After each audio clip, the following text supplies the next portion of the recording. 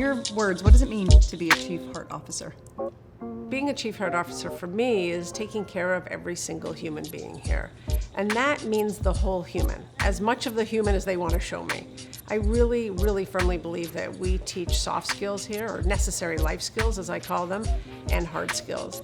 And I want to know what's going on in a person's life. I want to know what might be affecting them and their performance, or what might be, what are they celebrating at home that they come in here with an extra skip in their step.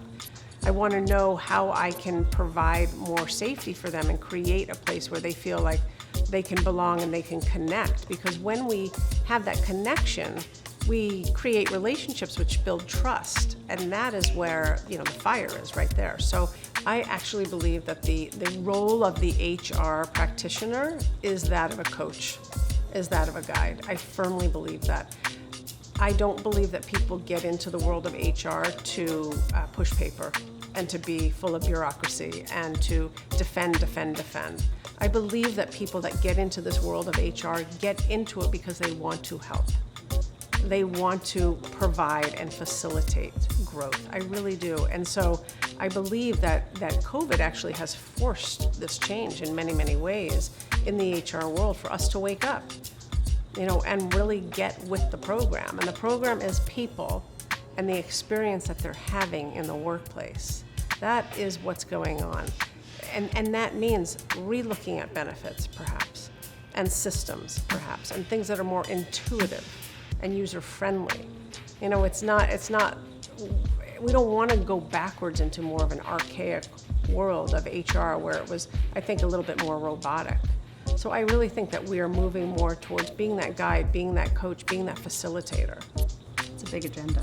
It is a big agenda. It is, but that's why we're here. Yeah. How do you think the role of managers and the role of HR will evolve in the future?